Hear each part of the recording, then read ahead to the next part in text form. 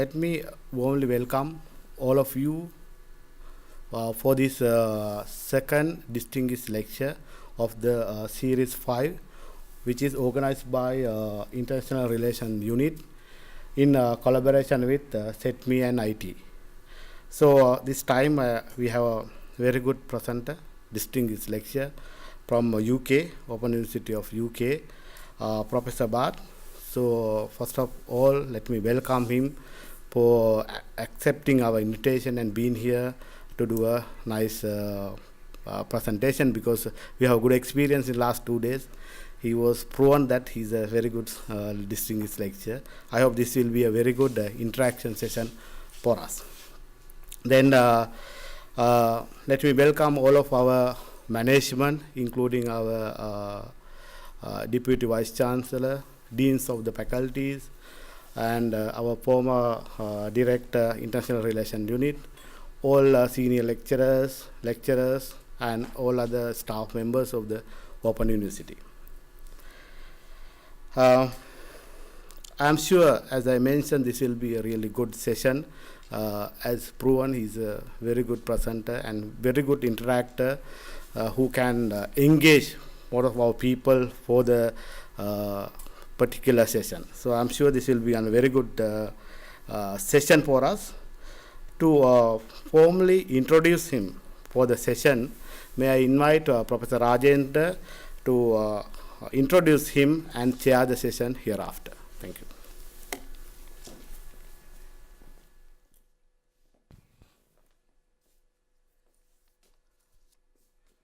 Good evening, everybody. I'm happy to be here to introduce Professor Bhatt.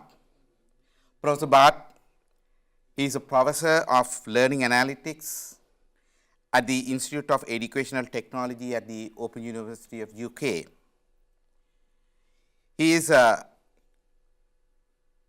Director Learning Analytics and Head of Data Wranglers, whereby he leads a group of learning analytics, particularly the learning analytic academics, who conduct evidence-based research and sense marking of big data at the Open University of UK.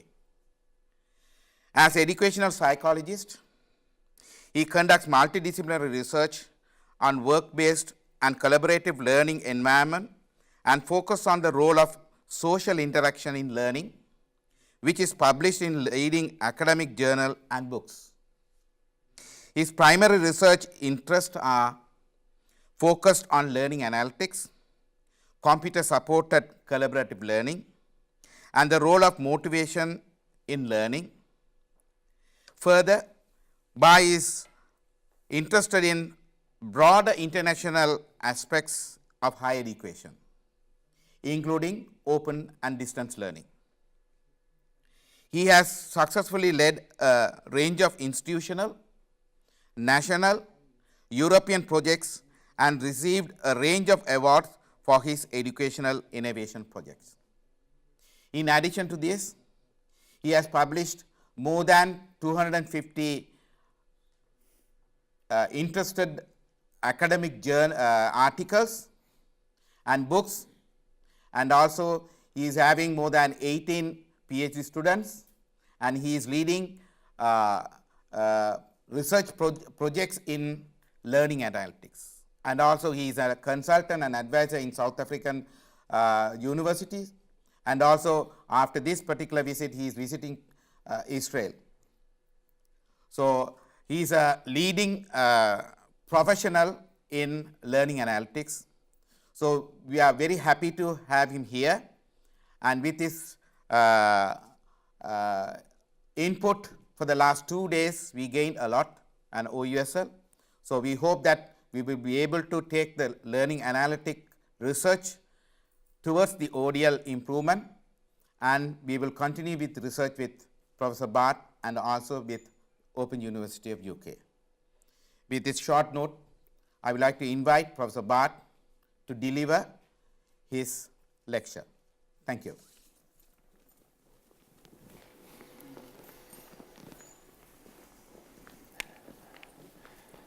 First of all, I'm really honored to be here. I would like to thank, first of all, Professor Yenda for coming and inviting me here all the way to Sri Lanka. And I'm also very grateful to the DFC and all the deans and everyone here for 3 really exciting days. And to show you how exciting they were, this is a visualization of some of the amazing discussions we were having about what does it mean when we're using learning analytics in your context. Because I'm 100% convinced that no matter how well we at the Open University UK develop learning analytics, you can't copy, paste this in your setting.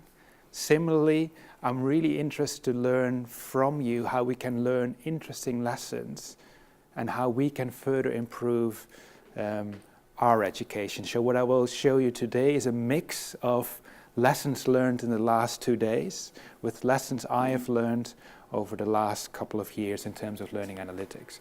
I'm also very grateful to my lovely colleagues who have over the years helped me to publish those 200 plus articles. Without them I would have not been able to do this. So what is actually learning analytics? Well, learning analytics, as some of you might know, is about the measurement, collection, analysis and reporting of data about learners and their context. And I have been informed that OU Sri Lanka has a lot of data. And you have a lot of data to help you to understand and optimize the learning in which it occurs. So whether you know this or not, OU Sri Lanka is already doing some of this. I personally think this definition is missing something. Namely, it misses the cultural context in which learning occurs. So one of my colleagues, Rebecca Ferguson, indicated together with Simon Buckingham-Shum that we should perhaps focus on the social aspect of learning analytics. That adds to this definition how our learners are building knowledge together in their cultural and social context. So, as I said before, copy-pasting OU analytics, OU UK analytics in your setting won't work, and vice versa, it also won't work. So we need to learn from each other. So some of you have already seen the Holy Grail, but for those who are watching this video at a distance or later watch this video afterwards, let me just briefly explain what this visualization says. This is the kind of Holy Grail of learning analytics. So what we have is our students, and our students across the globe, wherever they are, they might be working on their mobile phones, they might be working on their laptops, they might not even have technology. And once they write, once they make lovely products, like drawings when you're an art student or when you're a chemist making up some interesting chemical processes, we potentially could collect some of that data. And in this learning management system, in your case at OU Sri Lanka you use Moodle, we can collect that data. Of course, when you collect data, and I'm going a little bit too fast here, there are the issues of data privacy. Who owns the data? Is it OU Sri Lanka? Is it a student? Is it a bit of both? And you have to have this kind of discussion about, okay, why are you actually collecting this data? And is it useful for learning? And then smarter people than I come in and they start to analyze the data using machine learning approaches and analytics approaches. And eventually, this is displayed in a dashboard. And this dashboard is given to a teacher. And the teacher might reflect upon whatever is happening in this dashboard and might reflect maybe we should change the way how we teach. And I've been visiting many universities across the globe, and most of these universities have this model. The Open University UK has this model, where we send lots of data of our 170,000 students eventually to our teachers. And teachers basically have to make sense of that data. I personally do not like this visualization. I think what is missing from the visualization is, as we identified Tuesday, is there is a missing link between students and the teacher. Maybe students should indicate, hey, I am a little bit worried about assignment 4. What can I do? Maybe a student should be given the opportunity to see some of this data. So when a teacher says, Bart, you have to work a little bit harder, maybe then as a student I can say, well, I'm working already hard enough, and then next week I'm going on a holiday. So I can't work any harder because I'm taking a little bit of a break. So in a way, what I'm trying to say is we have to think about, when we design learning analytics, how can we close the loop in such a way that we use the best opportunities for our students to learn. So, as we have seen over the last couple of days, this is real data from the Open University. Big data is really messy. So we need really smart people to start to make sense of this. And you have all the people in place at the OU Sri Lanka to do this, because there's some really good educational technologists here, some really good lecturers, teachers, and you have already some data scientists who can start to interpret this data. So that's fantastic. And in particular, big data and learning analytics, it's everywhere. These are small screenshots of examples of other universities of how they are using learning analytics. And I'm just briefly going to highlight an example of how we use learning analytics at the Open University UK. So what you can see here on the top is basically how well our students on an aggregate level are performing, how well they are performing on the assessments, how well they're engaging.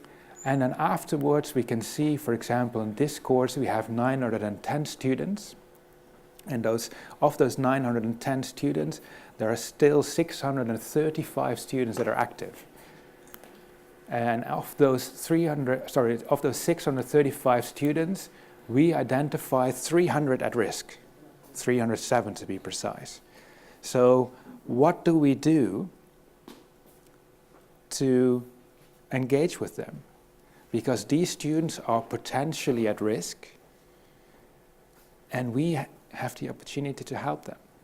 So our teachers can then drill down further, and they can see which students are potentially at risk based on our analytics, based on our very smart machine learning approaches. So our teachers can then start to think about, hey, maybe I should call, so of course these are not real names, but maybe I should call Raymond to see, hey, Raymond, are you all right? Is everything fine?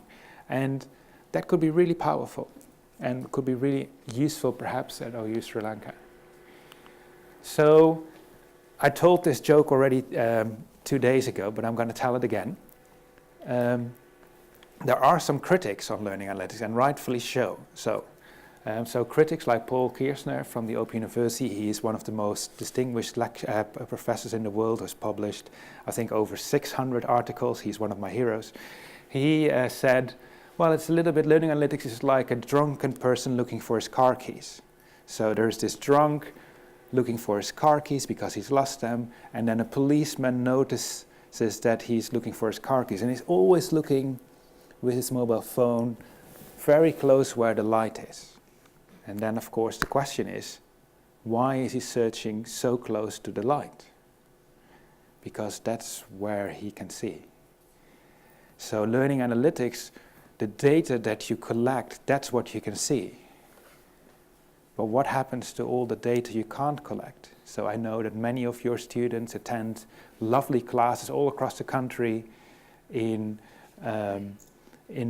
all kinds of areas, but perhaps some of your teachers are collecting this data, but perhaps not. And these learning opportunities are really important, but if you're not collecting that data, it could be amazing, or it could be really not so amazing. So I think he's right in the sense that if we only focus on the data that is visible, you might miss what we call in Europe the pink elephant in the room. Do you use this here as well?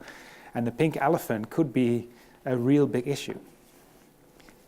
So I think overall, if we look at learning analytics, there are 6 big trends as we all know, there is an increased amount of data of our learning. So if a student clicks on a particular learning material, we can collect that data. And the more we use that clicking data, the more we can see whether a student has really learned something. So not only whether a student has clicked on a learning material, but maybe he then makes a task. And if the task is completed successfully, you can then say, yes, that learning material is designed in an appropriate way. At the same time, there's increasing amounts of learner data. So we know a lot about the learner itself. We know increasingly where a learner is from, what his prior education is, whether, I don't know if this is relevant, if she's married or not. You could even imagine that just having kids when you're studying in an ODL environment, if you have kids, you can't really study during the day, so you have to study at night. So if you know that a person has kids, well, maybe that could be quite predictive of when students are learning at a later point in time. We all know that technology is not going away, and I can see this. It's really amazing when I visit countries like Sri Lanka. Everyone is on their phone. Everyone. On the bus, on the weirdest places. So this is great, but at the same time it allows us to collect lots of data. So I could be learning on the train, or I could be learning while eating, and we can all collect this data. I think what we also discussed over the last 2 days is that the boundaries between formal and informal learning are slowly disappearing. So your students at the University of Sri Lanka go to classes in a physical location, but of course they learn as much during lunch breaks, or when they leave OU Sri Lanka, or those sessions. They probably will still have a follow-up conversation, go for a tea and discuss this. But of course that is not really visible in a learning management system. There are lots of big commercial companies that have woken up to this big data. So Microsoft, Google, Pearson, the university, is increasingly using all of our data to sell stuff. So maybe we, as educationalists, we have to think about, okay, how can we use it instead of Google or Microsoft? And then last but not least, learning analytics might provide an amazing opportunity to provide personalization.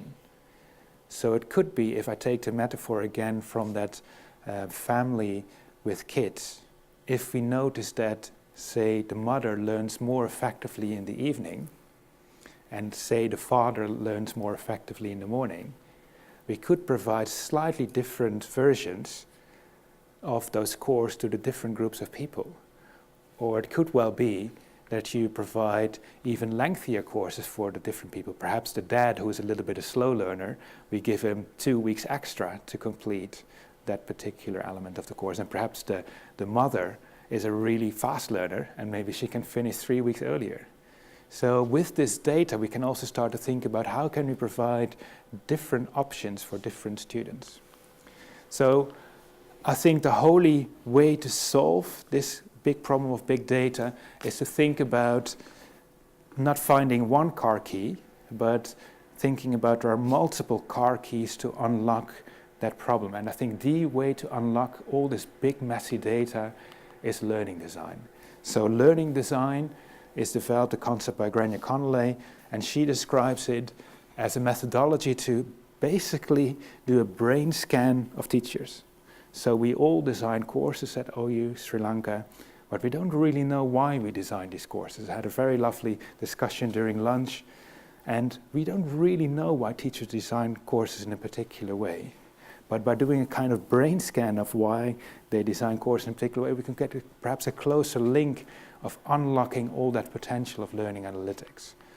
So how we've developed this course of learning design at the Open University, and this is freely available, is by brain scanning our teachers' minds. We distinguish 7 different categories. So one is assimilative. So it's just reading and watching. I'm now telling you stuff. And for those who are at home, you're listening to me. You don't have an opportunity to interact. I personally don't really like that. I like interaction. but I was told not to use Paul EV, so I won't be using Paul EV. But I could have basically also used Paul EV, and then you could interact with me, and then you could communicate with me, or we could even communicate amongst each other. Or I could design a task where I would say, each of you has to discuss together to solve a complex problem.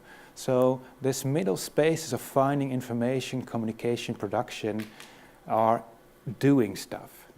And finally, there is this thing which we spend a lot of our time on, and that is assessment.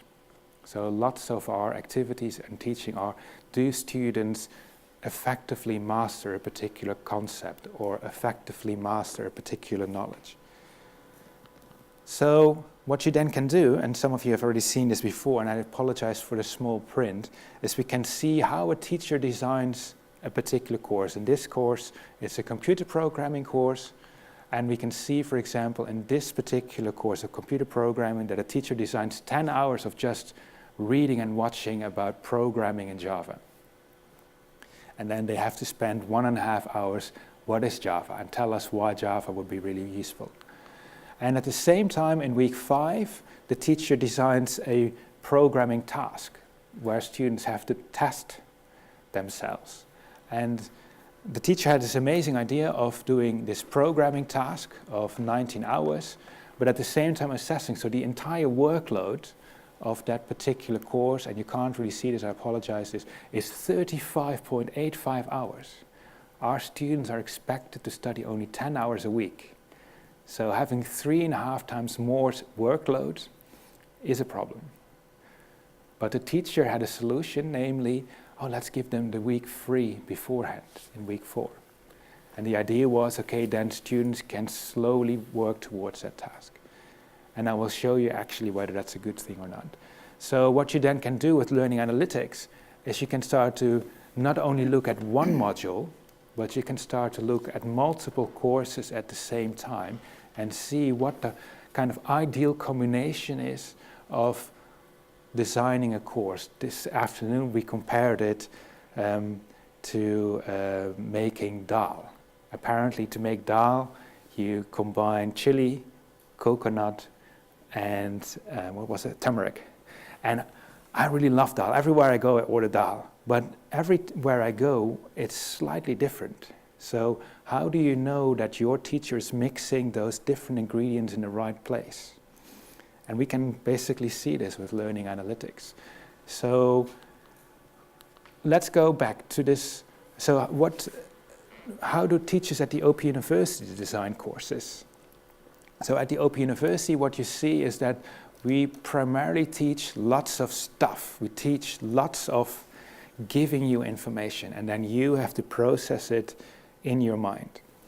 And at the same time, we spend a lot of stuff assessing, on average 20%, but there are some modules where nearly 80% of the assessments is done. And then yesterday, we discussed with you, how does this actually work at OU Sri Lanka? So the next slide that I'm going to show you is what those who were there at the workshop indicates. Of course, it's not representative for the entire OU Sri Lanka, but this is a kind of indication. So the next slide, where you see the dots, there are some of you who think that there is even more stuff in courses at OU Sri Lanka. But at the same time, there are some of you who think, well, there's lots of productive activity. Nearly 2/3 of my activities are about doing stuff, and there are some of you who have amazing courses where you have a lot of interaction. So there's a real nice mix of all these kind of activities, and it would be really nice to see what is happening in those courses. So this is really exciting to see this. So coming back to that teacher in programming, teacher who taught this Java course, this is the same visualization in a slightly different way. So here you have this week 5 where there's a tremendous amount of expected activity. And for those who can read this slide, what you can see from what students are doing, the red line, is that the red line follows a particular pattern. And yesterday there were some really smart people who could predict Christmas, because Christmas is between week 11 and week 14. But even during Christmas, there are lots of students who are still engaging in the online environment. But coming back to week 5, you would expect a tremendous peak going all the way up here, which you can't see for those who are watching online. But in reality, most of the students actually spend most of their time the week before the assessment. So lots of students started to study beforehand. So then you can start to see, okay, hey, if you design a task in one way, but students do it in a different way, maybe we should start to think about redesigning that particular task. So this is really powerful. What is even more powerful is if you do this analysis across multiple modules, because then eventually you can start to see how do we design our courses at the Open University UK, and how does this actually influence what students are doing. And what we found, and this is in a way an amazing finding by one of my PhD students, Kwan Neugen, he found that 69% of what our students are doing is determined by us as teachers, which is, if you think about it, amazing, because that means that we can change. If we change the way how we design our courses, we can help to address some of the issues that every distance and ODL institute experiences. So at the Open University, typically 60 to 70% of our students pass, so 30 to 40% don't. And our teachers tend to blame the students. But maybe we should look to ourselves and maybe think, okay, what is the ideal way to design these courses? So what we have been doing over the last couple of years is then to see, okay, what is the ideal combination of mixing coconut milk with turmeric with chili? What's the best balance to make the ideal dal? And what we then found was the way how teachers design courses significantly influences what our students are doing.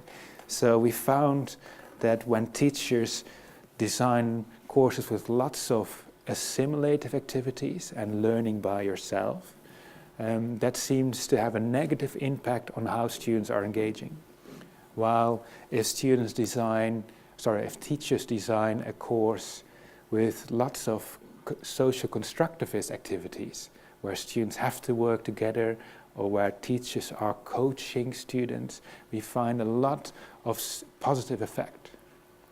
At the same time, if we then look at, for example, student satisfaction, student retention, having lots of students engaging in class does not necessarily improve student satisfaction or student performance. But what we have found is a really contrasting paradox. We found that students really like to be given lots of individual learning and lots of individual stuff. So if we give students lots of books and lots of materials, those who complete the survey at the end, they love it. While students who have to work together in groups, in particular if they have to communicate, that was the single best predictor for negative student satisfaction. So OU-UK students don't like to work together with other students on average. But at the same time, this was the best predictor for performance. So when students were, in between brackets, forced to work together, they were more engaging, but also they were more likely to continue all the way to the end to actually pass the module. So the question we have to pose ourselves, and also the Vice Chancellor posed this question, should we focus on happy students, or should we focus on students that graduate? And I'm looking forward later on when we're discussing to discuss this a little bit further. So what we then did afterwards is to look at, okay, but this picture is really interesting, but it only shows an aggregate picture. What are students actually doing within a module? Because we all know that students are different, and we all know that students study at different points in time. So when we, for example, look at excellent students tend to study when on the y-axis these are the course materials, and we've removed this not to compromise the activities from the particular module, because otherwise you could identify which module it is. But we've removed the activities, but imagine this is introduction, introduction week 2, introduction week 3. What we see that excellent students study very much in advance, but perhaps for some of you this might be a surprise. They're also spending a lot of time catching up, so perhaps revisiting those materials. While if we, for example, look at failing students are on the one hand less likely to study in advance, but are most likely to be slightly behind. And they're slightly behind even further through the course, and eventually what we find that these failing students are not failing students in itself, but they're just so far behind that eventually they drop out. So again, coming back to learning design, the way how you design courses, if you potentially could provide a little bit of a breather or perhaps a break, those students who, for example, are 4 or 5 weeks behind, if they have a little bit of a break, perhaps they are no longer failing, they're just a little bit behind. So again, another kind of shocking result, which I'm sure if we would do this study at OU Sri Lanka, we will find something different, is that actually the vast majority of our students are actually not studying according to the ODL schedule. They're either ahead or they're behind. So that is really exciting, because then we can also start to take the metaphor from the mom and dad in that family. Maybe we should provide slightly different support services to this mom and dad in the family. So my last empirical study, and then I will go back to what how we can use this in OU Sri Lanka, is what would actually happen to teachers. So 4 or 5 years ago with Lisetu Tanel, most of the workshops we were providing to teachers were face-to-face provisions, where we basically work with teachers to map out their learning design. So a kind of brain scan, but then on paper, right? And then what we did afterwards with 80 other teachers, we said, okay, let's do that initial paper brain scan, but let's then afterwards put that into a dashboard, as you see on the left-hand side. And then we discussed, oh, this is the way you design a course in science. Here are 10 other science modules that we know are really successful, and they seem to be slightly different from yours. Maybe you want to sleep on it for one night and then come back tomorrow, maybe change this.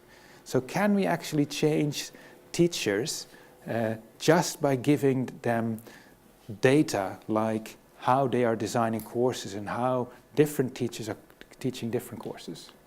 And the short answer is yes. And this is, in a way, an amazing result, because the way how we teach has fundamentally changed. So there's a substantial reduction in just giving you stuff. And there's a substantial increase in the amount of communicative activity, so student to student or teacher to student.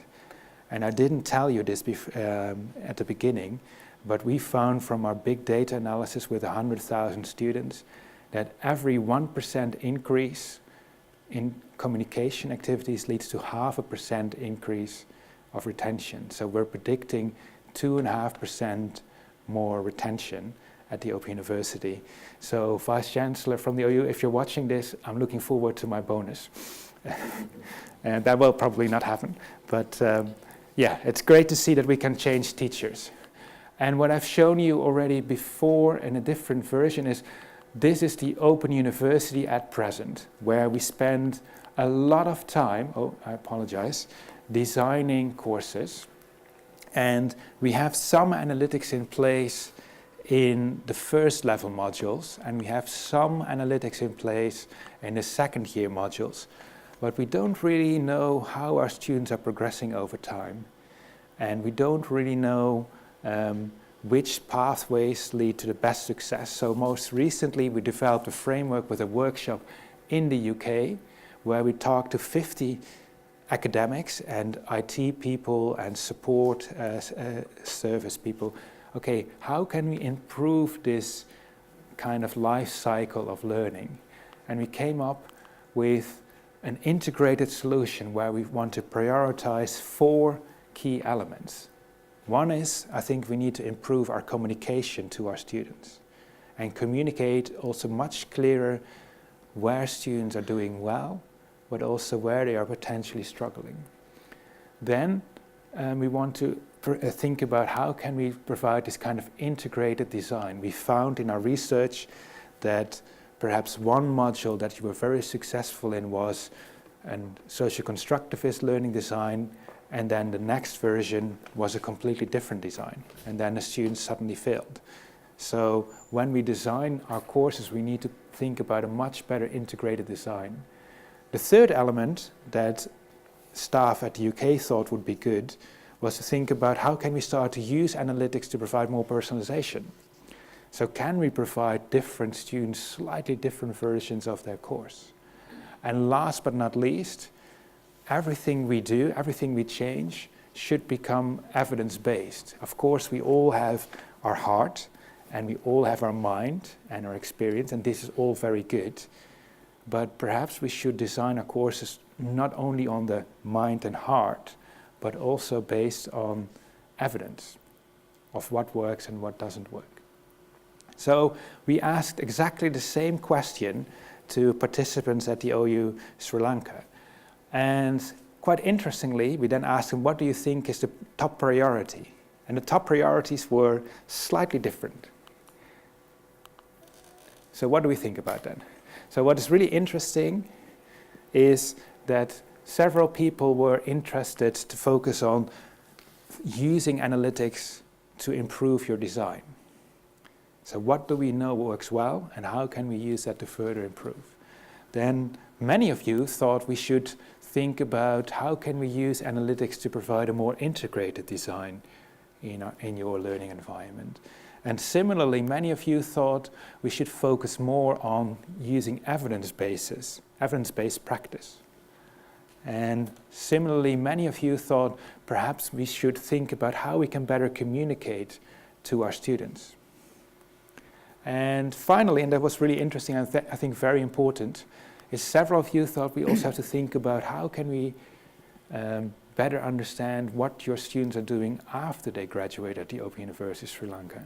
And what can we do to further improve our understanding of what they liked, what they didn't like, how successful are they once they graduate, where are they going, can we perhaps use their expertise back into the classroom, etc., etc. So then after this, we did a really interesting, engaging exercise. What would be the top priorities in the next 3 to 4 years to focus on within OU Sri Lanka? And this is, again, not a representative sample. This is only based on the people who were there. So we have to be careful to overgeneralize this. And of course, this is just an idea. But I think what was really interesting that the number one element was maybe we should start to use data to provide evidence for potential interventions. OU Sri Lanka collects a lot of data. Maybe let's use this data to potentially intervene. And in the top 6, we found that you really want to use this data to provide a kind of better evidence-based learning design, perhaps use this data to provide analytics on a more student-facing approach. Maybe we should act upon the analysis, and maybe we should actually use the data to design what matters to students. So if your analytics indicates a new kind of program would be really highly desired, for example, how to learn machine learning, if the market says that's really important, well, let's perhaps develop that course. Slightly lower ranked priorities, but nonetheless non-important, and I don't know why my clicker suddenly doesn't work, is to think about peer-to-peer support and to inform student choice. And eventually it was these other factors, they were not necessarily a priority at this moment in time. Then we provided some really interesting case studies of how other universities are using data. And for example, I showed you an example of how we could present student-facing analytics. And what is really interesting is that some of you, rightfully so, are quite worried about giving apps to students where they say, hey, you're doing well, or perhaps you're not doing so well. But at the same time, there were 65% of you thought, actually, maybe we should start to think about using analytics and give this to students. So that's quite encouraging. At the same time, I showed you, and for those who are interested, this can be found ouanalyze.com, or just Google OUAnalyze. Maybe we should use those predictive analytics to help to support our students. And the vast majority thought this was a good idea. Again, it's not representative because it's only the people there, but it gives an indication of where things are going. And finally, we also discussed the case in Maastricht where a teacher used analytics back to the student and gave them kind of feedback, a kind of mirror of, hey, you're learning in one particular way, maybe you should think about learning in a slightly different way. And in terms of just adding up the numbers, this seemed to be a quite popular idea. So to summarize what I've tried to discuss today, I think you, as teachers, have an amazing opportunity to influence how your students are learning. And in a way, with professional development and improving your understanding of learning and teaching, this is a key opportunity to further improve your provision. Secondly, as I've shown you, is the way you design courses strongly influences how your students are learning. And three, learning analytics can be really powerful actually to learn more about what your students are doing. And for some of you, I've already started to work with this, as this is really interesting to talk to many people, is actually learning analytics can be really used to understand what is happening in your practice. And it allows you to test small questions, and it allows you to test big questions. Small questions could be, for example, how many students watch my lecture next week? And who are those students? A big question could be, what is the optimum design of ODL for engineering? It's a very big question, but you can start to test this. And for those who are watching at home, I'm open for collaboration, and many of my colleagues are open for collaboration, so I'm looking forward to hear some wild ideas. So thank you very much for your attention, and I'm looking forward to your questions.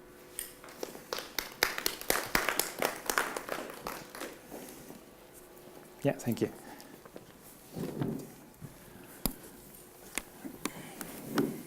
Thank you very much, Professor Bart, for your very good, impressive presentation and giving the insight of the learning analytics in higher education, particularly focused on ODL. And the floor is open for discussion now. If you have any question, please ask. To start with, I just want to focus now regarding the retention. Now, we also worried about this particular retention and the retention rate, and particularly in the ODL system, that's the big worrying part. So in your point of view, after introducing the learning analytics and intervention with the student, what is the change that you have observed, and the percentage wise, I mean, whether you were a significant percentage that you were able to notify in the retention? Yeah, I will answer it in two ways. One is focusing on the learning design. So we have used analytics to identify where students are studying well and where they're not studying well, and then we gave that data back to teachers, and we discussed with them to potentially kind of help them to identify where are hotspots, where things are going well, but where are also some kind of traffic jams where it's not going so well. And we have shown in a range of modules that by just having the conversation and allowing teachers then to change their design, we're able to improve retention rates between 5 to 18%. So if you think about the potential money again, that is a fantastic achievement. More importantly, when you increase retention by 5 or 10 or even 18%, these are real people. So these are real families or real people with an extended family who suddenly, from being a failing student, become a successful student? So that's the first part of the answer. The second part is we've also used learning analytics on a student level. So identifying which students, as I've shown you with OU Analyze, which students are potentially struggling. And we have found that we have a time window of approximately 4 weeks where students who initially start to fail, even if they don't realize this, we can still help them to save them and to give them perhaps a suggestion that they perhaps should study a different module, or with slightly more encouragement allow them to be successful. So we have shown, for example, in the Open University, that we have been able to save 5% of the students who were identified at risk. And apparently that again has saved us nearly £1 million in just 1 year. So learning analytics can be very powerful, but there's a word of caution. Of course, this will only work if you A, have the infrastructure, but perhaps more importantly, B, the people who are willing to do this, because it will require a cultural change. And this has taken us 6-7 years to do. So it's not something that you just switch on a light bulb and it will happen. Thank you very much. Yes, of course, I mean, everybody has to put together and start working on it in this particular line. Now, any questions from the audience? Yeah, but what was the biggest challenge that you faced in changing mindset thing, and how did you overcome that? I know I'm being recorded, so I probably should say a politically correct thing. The biggest challenge is the people. The people are all very willing, but of course, once you start to focus on their own teaching practice, do we have to repeat the question? Or then that is a very difficult challenge. And some people were initially very resistant to this because we were touching upon their own expertise. They are the teachers, they should know best. And then we come in to say, well, maybe that is not the best way to teach. But I think the way how we overcame this is that by working one-to-one with teachers, or working with a couple of teachers initially and getting them slowly on board was a really good way forward. So for example, with my colleague Avi Boroa, we always went to these meetings and discussed with analytics what we saw in the module. But we always used the catchphrase, we are not the learning analytics police, we are here to help you. So we're not here to punish you if you see a peak or a trough. It is more about, hey, there is a trough in engagement, what is happening? And is this what you expect? Or is this something that you may want to change? I think the way how we then worked is we gained their trust, and we then made them the champions. So now there are champions in every faculty who are really passionate about learning analytics. And hopefully more and more people will be engaged with this. So thank you for your very good question. Any question? I have one question and okay. I have one question. First of all, thank you very much for doing a very good presentation and thing. So what I understood is actually you are especially doing this kind of learning analytics in UK because you want to pass more people, more students from the course and all. So except that, so does this help you to promote your programs in UK or among all of the students other than passing out the students? That's a very good question with a very, I think, complex answer. Lots of our students, and I guess perhaps the same as in your institution, they perhaps wanted to go to a university, but didn't have the opportunity. So for them, this is their second chance, perhaps, to go. And our analytics can potentially help us at the beginning to identify whether students are ready to go to the Open University or whether they need some additional activities before they can start. At the same time, yeah, it is a difficult thing, because in an idealized world, if there would be unlimited money, we would say, well, perhaps we won't need an open university because students are continuously learning. But the ideal world doesn't exist, and I think we have a place in this, because in a way we can give students a second chance. We can give anyone a second chance by coming to the OU and to further develop their skills. And once students come in, we can use analytics to help them to get on a path, get on a train that is hopefully most successful for them. Thank you very much for enlightening on that particular thing, because that's a very important part in Sri Lanka as well, that people need the second chance of learning, and also that promotes that lifelong learning as well. Yeah. Any more questions? One final question I just want to ask you. Now, we normally promote the collaborative learning. Yep. And we believe, and we have seen significantly, that those who engage in the collaborative learning make success in passing, and also passing rate is very high among the community of collaborative learning. In one of the slide, you mentioned that in UK, people or students, they are not in favor or not willing to have some sort of a collaborative learning in whatever format. Do you have any evidence or anything like that, that those who have engaged in collaborative learning has gained in passing and other things?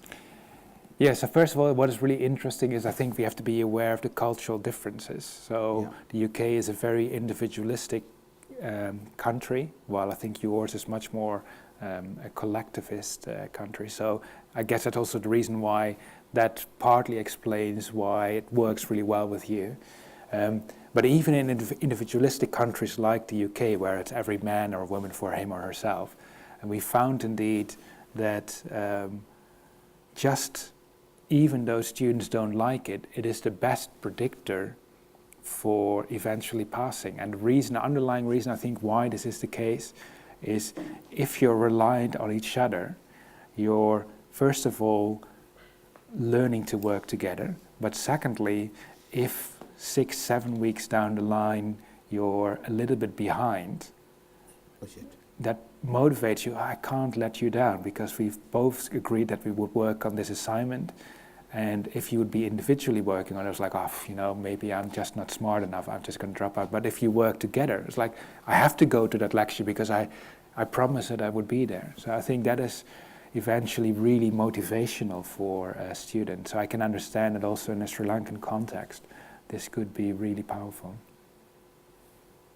So thank you very much, Professor Bart, for your exciting presentation and enlightening us particularly in the learning analytics. I hope that we would be able to start on this particular learning analytics in ODL, and we hope that we will be able to move forward. Thank you very much. Thank you. Thank you. Thank you. Thank you.